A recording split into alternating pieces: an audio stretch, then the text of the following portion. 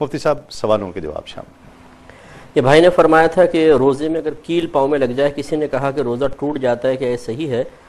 देखिए, ब्लड वगैरह बदन से बाहर आने से रोज़ा टूटने का कोई ताल्लुक़ नहीं है। रोज़ा 3 चीज़ों से टूटता है। एक मनाफिज़ बदन के ज़रिए किसी शय का दाखिल बदन होना, एक वोमिटिंग से टूटता है चंद शराइत के साथ, और तीसरा किसी भी तरीक़े से ख़ुद पर गुस्ल को वाजिब करना। फिर इसकी बहुत सारी और फ़ुरूआत हैं, लेकिन बहरहाल इन तीनों के अंदर गौर कर लिया जाए तो मालूम हुआ कि ब्लड निकलने से, चूँकि इन 3 में शामिल नहीं है, तो रोज़ा टूटने का कोई ताल्लुक़ नहीं है। भाई ने फरमाया क्या वो अपनी दादी या नानी को रोज़े डोनेट कर सकते हैं? देखिए, रोज़े डोनेट करने का मतलब ईसाले सवाब करना है कि रोज़ों का सवाब उनको दे दें, तो इसमें शरन कोई हरज नहीं है। ऐसा नहीं होता कि इनके नामे अमाल से रोज़े निकल कर उनके नामे अमाल में चले जाएंगे। हाँ, इसका सवाब मुंतकिल हो सकता है। बहन ने फरमाया कि घर का और दुकान का एडवांस अगर दिया हो तो क्या उस पर ज़कात बनेगी या नहीं? देखिए, एडवांस एक अगर तो बतौर बयाना दिया हुआ है तो वो तो आपकी मिल्क से निकल कर दूसरे के मिल्क में चला गया, ये खरीदो फरोख्त के मामले में है। और अगर रेंट पर लिए हुए घर या दुकान और उसका एडवांस रखवाया हुआ है तो ये अपनी ज़ाती मिल्क में ही है, वो एक बतौर अमानत है और अमानत पे ज़कात बनती रहेगी। ये बहन ने फरमाया कि क्या ऐसा हो सकता है कि हर नेमत की निस्बत अपने मुर्शिद की तरफ करके कहें कि ये मुर्शिद का फैज़ है? देखें, इसके जवाज़ में तो कोई कलाम नहीं है, लेकिन बेहतर यह है कि हर चीज़ की निस्बत जो जायज़ हो, अच्छी नेमत हो, अल्लाह तबारक व तआला की तरफ उसकी निस्बत करनी चाहिए।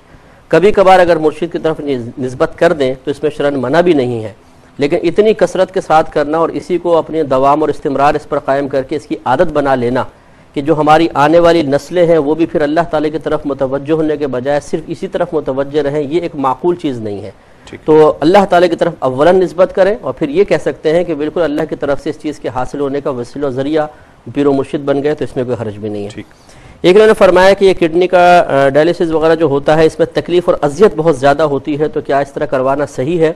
देखें, एक इलाज की सूरत है, इंजेक्शन में भी तकलीफ़ होती है, कड़वी दवा खाने में भी तकलीफ़ होती है, तो इस तकलीफ़ की वजह से इस फ़ेल को नाजायज़ करार नहीं दिया जा सकता, ये इलाज की सूरतें कर सकते हैं। भाई फरमाते हैं कि नमाज़ पढ़ता हूँ, ध्यान भटक जाता है, बहुत बुरे बुरे ख्यालात आते हैं। देखें, जितने किसी को बुरा ख्याल आएगा उतने ही उसके ईमान की मौजूदगी की ज़बरदस्त अलामत बनेगा। सहाबा किराम अलैहिम रिदवान ने खुद सरकार मदीना सल्लल्लाहु अलैहि वसल्लम की खिदमत में अर्ज़ किया, रसूलुल्लाह सल्लल्लाहु अलैहि वसल्लम, हमें ऐसे ऐसे ख्यालात आते हैं कि उन ख्यालात के आने से ज़्यादा बेहतर ये हम तस्वुर करते हैं कि हमें आसमान से ज़मीन पर फेंक दिया जाए। नबी करीम सल्लल्लाहु अलैहि वसल्लम ने फरमाया कि अगर यही सूरत हाल है कि वाकई ऐसा है, अर्ज़ किया जी हाँ, तो फरमाया कि ये तुम्हारे ईमान की अलामत है। तो एक बात तो ये कि इसको जहन से निकाल दें, क्योंकि शैतान इसी टेंशन में मुब्तला करके इंसान को मौजूदा इबादत की बरक़ात से महरूम करने की कोशिश करता है। दूसरी बात यह कि नमाज में ध्यान हर एक भटकता है, भटकना बुरा नहीं है, उसमें मशगूल हो जाना बुरा है। अगर तवज्जो बढ़ जाए तो फ़ौरन फिर नमाज की तरफ मुतवज्जो हो जाए, ये बहुत अच्छा, और ये कोशिश से करना ही पड़ेगा। इसके लिए एक तरीका यह है कि नमाज शुरू करने से पहले अऊज़ु बिल्लाहि मिनश शैतानिर रजीम पढ़कर 3 मरतबा अपने लेफ्ट साइड पर थू थू थू कर दें। थूकेंगे नहीं, लेकिन ये क़स्द इरादा करें कि शैतान के मुंह पे थूकता हूँ, तो ये एक मुजर्रब अमल है कि इसकी बरकत से वसवसे कम आते हैं। भाई फरमाते हैं कि मैं जब कभी बाहर निकलता हूँ तो बड़े भी मुझे सलाम करते हैं, तो कभी मैं उनका सलाम ले लेता हूँ, कभी नहीं लेता हूँ, और मुझे खुद नहीं पता कि आदत क्यों कायम हो गई है। तो देखें, इस आदत को ख़त्म करने की ज़रूरत है, क्योंकि सलाम लेना सुन्नत करीमा है। सलाम लेने का मतलब जवाब देना, और अगर नहीं लेंगे तो 2 चीज़ें ज़रूर है, एक सुन्नत से महरूमी है, दूसरा बदगुमानी में किसी को मुब्तला करना है कि लोग कहेंगे मुतकब्बिर है तभी हमारे सलाम का जवाब नहीं दे रहा, और ये चीज़ ख़तन मुनासिब नहीं है, हिम्मत करनी चाहिए। ये कहते हैं कि मैं अपने बच्चों को मुफ्ती बनाना चाहता हूँ, इसका मशवरा ने ऐसी एक और दूसरे भाई ने फरमाया था, तो ये बहुत अच्छा है कि आप आलिम और मुफ्ती बनाएं, लेकिन हमारा मशवरा ये है कि पहले दुनियावी तालीम इस हद तक मुकम्मल करवा लें कि बच्चा जी शऊर हो जाए, और दुनियावी तालीम में कमी किसी भी शोबे में उसके लिए एहसास कम तरीका सबब ना बने। अव्वलन पहले ये एक मोतद बिहा हिस्सा पूरा कर लें, जैसे ए लेवल ओ लेवल करवा लें, इसके बाद फिर दीनी फील्ड की तरफ लाकर बकिया तालीम जो है वो इसके साथ साथ दीनी तालीम के साथ मुकम्मल करवाने की कोशिश की जाए, ताकि बच्चा दीनी और दुनियावी दोनों उलूम का जामे बनकर निकले। ये भाई ने फरमाया कि क्या हालत रोज़ा में बुरुश करने से रोज़ा टूट जाता है? देखें, अगर तो पेस्ट वगैरह की और उसका जायका हल्क में महसूस हो गया तो यकीनन टूट जाएगा। इसलिए पहली चीज़ तो ये कि बुरुश तो यूज़ करें ही नहीं। अगर आपकी कोई पब्लिक डीलिंग वगैरह है और आप ये समझते हैं कि स्मेल की वजह से सामने कुछ मसला पैदा हो सकता है, तो उंगली से पेस्ट करें, और वो भी या मंजन यूज़ करें, और ऐसे एहतियात के साथ कि सिर्फ सामने के दांतों पर लगे, हलक तक बिल्कुल ना पहुंचने पाए, एहतियात के साथ, वो भी ज़रूरत के वक्त हम अर्ज़ कर रहे हैं, वरना ना ही करें तो ये बेहतर है। इन्होंने फरमाया कि अगर टीवी के ऊपर लाइव हरम शरीफ से तरावी आ रही हो तो क्या हम घर पे जमाअत कायम कर सकते हैं? देखिए, इन तमाम चीज़ों की मारिफत हमें शरीयत की तरफ से मिली है, और जमात के सिलसिले में इमाम और मुक्तदी के बारे में शरई हुक्म यह है कि उन दोनों का एक मकान में होना ज़रूरी है। ठीक है। मकान से मुराद एक जगह पर, दो अलग अलग मकान ना हो। तो वो हरम में हैं, आप यहाँ पर हैं, लिहाजा इतने फासले की वजह से जमात कायम नहीं हो सकती है, आपको अपनी अलहदा ही पढ़नी होगी। भाई ने फरमाया मैंने लोगों को कर्जा दिया, लोग ले गए वापस नहीं करते हैं, तो क्या मैं ये नियत कर लूँ कि मेरी ज़कात वो अदा हो गई? देखिए मसला ये है कि ज़कात के लिए दो शर्तें हैं। या तो आपने अपने कुल माल में से कुछ माल अलहदा किया हो कि मैं बतौर ज़कात अदा कर दूंगा, ठीक है, फिर आपने अदा करते हुए ज़कात की नियत की थी या नहीं की थी, ये ज़कात अदा हो जाएगी। या फिर ऐन देते हुए ज़कात की नियत हो कि मैं ज़कात की नियत से दे रहा हूँ। अगर माल देते हुए ज़कात की नियत हाजिर नहीं थी तो फिर ये ज़कात अदा नहीं होगी। लिहाजा इस कर्ज को अगर आप ज़कात की नियत कर लेंगे तो ये अदा नहीं होगी। हाँ, अगर आप ये समझते हैं सामने वाला तंगदस्त है तो उसका हीला और ज़रिया ये है कि आप उसे ज़कात दें और फिर उससे बतौर कर्ज जो अपना कर्जा था वो वापस ले लें। इसी पैसे को चाहे वापस ले लें, लेकिन उसकी मिल्क में दाखिल करने के बाद तो गुंजाइश निकलेगी। भाई ने बवासीर के बारे में फरमाया, बवासीर से रोजे पे कोई फ़र्क नहीं पड़ता, अल्लाह ताला उनको शिफा अता फरमाए। और एक इन्होंने कहा था कि जब मैं स्कूल में क्लास में दाखिल होता हूँ, बच्चे स्टूडेंट अदब से खड़े हो जाते हैं। नबी करीम सल्लल्लाहु अलैहि वसल्लम ने सहाबे कराम को मना फरमाया, मैंने भी मना किया कि यह अमल सही है। देखिए बेहतर यह है कि बच्चों में वैसे ही अदब और ताज़ीम कम है, होना यही चाहिए कि हमें आर्जी पसंद होना चाहिए, लेकिन जब बच्चे अज खुद ताज़ीम कर रहे हों और हमारा मुतालबा ना हो तो इसमें शरन कोई हर्ज नहीं है। ठीक है। सहाबे कराम आलिम और रिदवान नबी करीम सल्लल्लाहु अलैहि वसल्लम को जब जमात में आता देखते थे तो ताज़ीमन खड़े होते थे। उस वक्त सरकार ने कभी मना नहीं फरमाया कि तुम मत खड़े हो। हाँ, ये अक्सर आदत बनाने को मना फरमाया और उस पर भी सरकार ने फरमाया कि यह अजमियों का तरीका है कि उनके बादशाह लोगों को अपने सामने मुसलसल खड़ा रखते थे। मैं इस चीज को पसंद नहीं करता हूँ। तो वो ताकीर का पहलू निकले तो मना किया है, ताजीम के पहलू की वजह से मना नहीं है। तो हमारा मशवरा ये होगा कि बच्चे खड़े होते हैं तो उनको एक अदब सिखाने का मौका है, करने दिया जाए। एक ने कहा कि बच्चे मुझसे पूछते हैं कि खुदा कहाँ है, मैं जवाब नहीं दे पाता हूँ। तो देखें, इसका जवाब ये देना चाहिए कि ज़ात के एतबार से तो गौर तफक्कुर करना ही मना है कि अल्लाह ताला की ज़ात कहाँ है। ये गौर तफक्कुर करना मना है कि अल्लाह ताला की ज़ात का कोई अकल इदराक कर ही नहीं सकती और नबी करीम ने मना फरमाया। बाकी ये तस्वुर आप बच्चों को दें कि अल्लाह तबारक व तआला अपने इल्म और कुदरत के लिहाज से हर जगह पूरी कायनात को घेरे हुए है। मोहताज जुमला ये है कि अपने इल्म और कुदरत के एतबार से पूरी कायनात को घेरे हुए है। इल्म के एतबार से घेरने का मतलब यह है कि जर्रे जर्रे का इल्म है, और कुदरत के एतबार से घेरने का मतलब यह है कि एक एक चीज़ में तसर्रुफ की कुदरत रखता है। तो इंशाल्लाह ये बच्चे मतलब भाई ने फरमाया था कि कोई जगह लेने के लिए इन्होंने बयाना दिया किसी को, अब वो मना कर रहा है और बयाना डबल वापस कर रहा है, तो डबल पैसे लेना शरन जायज़ है या नहीं। देखें, अक्सर फुक़हा तो इसी पर हैं कि ये लेना शरन जायज़ नहीं है, उतने ही पैसे वापस ले सकते हैं जितना जमा करवाए हैं। लेकिन बाज़ आजकल के जदीद बाज़ उलमा ने यह फतवा ज़रूर दिया है कि काफ़ी अरसे तक बसा औक़ात हमारी पेमेंट उसके पास रहती है, माल रहता है, अगर हमारे पास होता तो हम उससे नफ़ा हासिल कर सकते। तो ये जो नुकसान हुआ, इस नुकसान के तदारुक के तौर पर इस तरीके से डबल ले लेना शरन जायज़ है। तो बहरहाल बेहतर यह है कि जमहूर के मसले को इख्तियार किया जाए। एक भाई ने फरमाया कि जुमे में जाते हैं कुवैत में, तो पहली अजान के फ़ौरन बाद खुतबा शुरू हो जाता है, तो सुन्नत कब पढ़ेंगे? तो आप बेहतर यह है कि कहीं अलग हट कर सुन्नत पढ़ लें और फिर आप खुतबे में शरीक हो जाएं। बेहतर यह कि घर से पढ़कर निकले, क्योंकि वहाँ पहुँचने के बाद फिर मुनासिब नहीं है कि खुतबे से रूगर्दानी करके सुन्नत में मशगूल हों। शरई हुक्म यह है कि फिर खुतबा सुना जाए। तो चूँकि वो लोग शवाफ़े हैं और शवाफ़े अक्सर ये सुन्नतें नहीं पढ़ते हैं मौक़दा वगैरह, वो डायरेक्ट सिर्फ फ़र्ज़ या वाजिब की तरफ आते हैं, तो इसलिए आप अपने घर से पढ़कर निकल जाएँ। एक ने कहा कि यहाँ असर अव्वल वक्त में यानी ज़ोहर के वक्त में अदा की जाती है, तो हम कब नमाज़ पढ़ें जो हनफ़ी हैं? देखें, बेहतर यह है कि अगर कोई शरई मजबूरी ना हो तो हनफ़ी को अपने असर हनफ़ी के अंदर ही असर का टाइम में ही नमाज अदा करनी चाहिए। लेकिन बाज़ औक़ात ऐसा होता है कि ऑफिस वगैरह होता है, उसमें उस वक्त ही रेस्ट टाइम दिया जाता है या नमाज का टाइम दिया जाता है जिस वक्त में जमात हो रही है, उसके बाद फिर आपको ऑफिस वापस आना है। ऐसी अगर सूरत हाल हो तो फिर उसी वक्त के अंदर नमाज पढ़ लें, तो ये साहिबैन के कौल के मुताबिक इंशाअल्लाह वो नमाज हो जाएगी। ठीक है, इमाम आज़म के साहिबैन के कौल के मुताबिक नमाज हो जाएगी। एक ने कहा कि शैतान जो है क्या वो कहते हैं क्या होगा? हाँ, शैतान का रूप क्या होगा, सर ये इन्होंने पूछा था।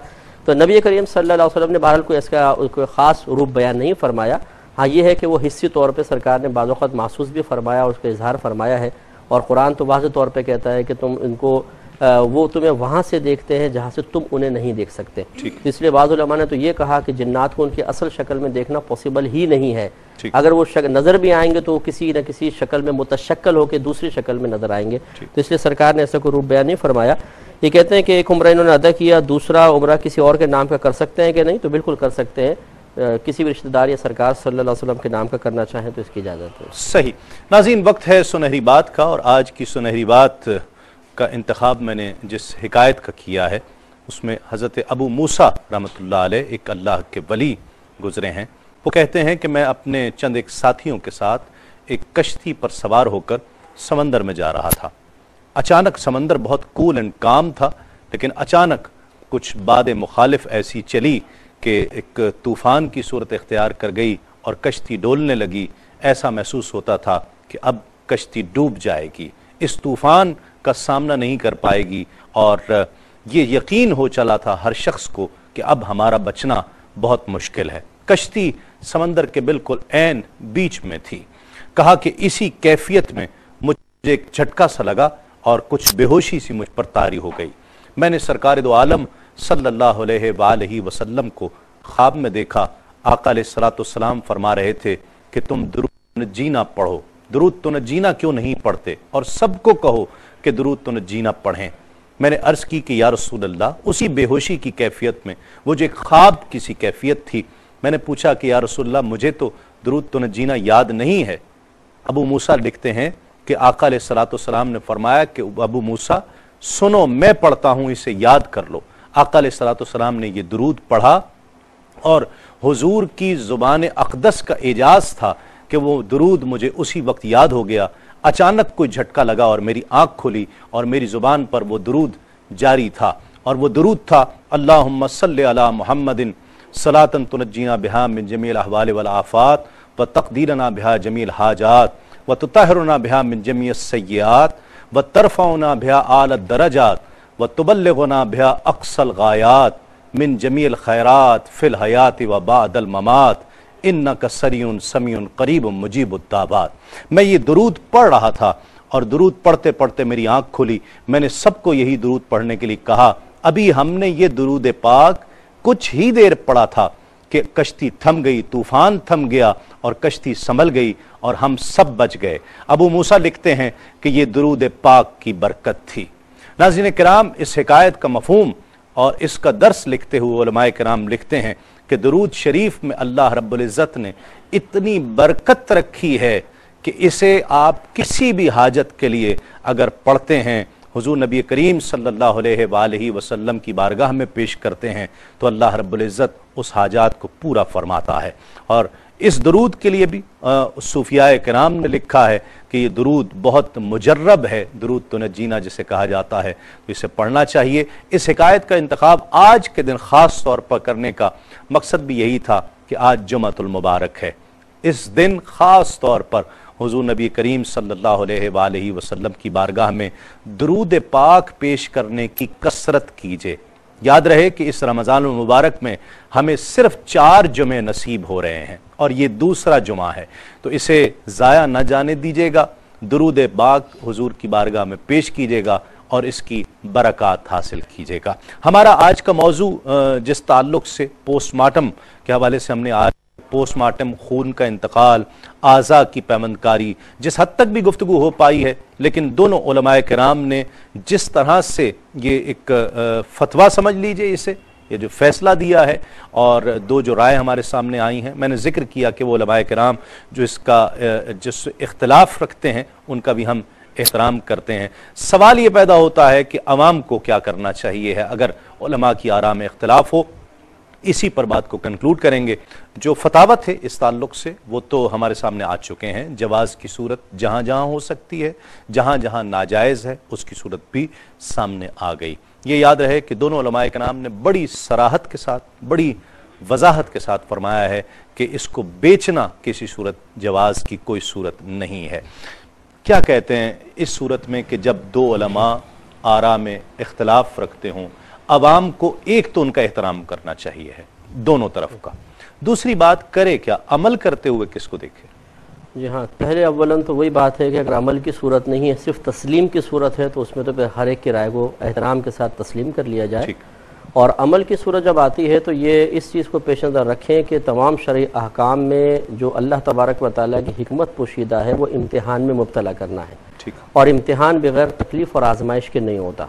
लिहाजा फिर एक किसी ऐसे मुस्तनद शख्स को मुंतखब किया जाए जिसके आपको इल्म पर एतमाद हो, उसके कौल को लें, चाहे उस कौल में फिर कितनी ही आजमाइश क्यों ना महसूस हो।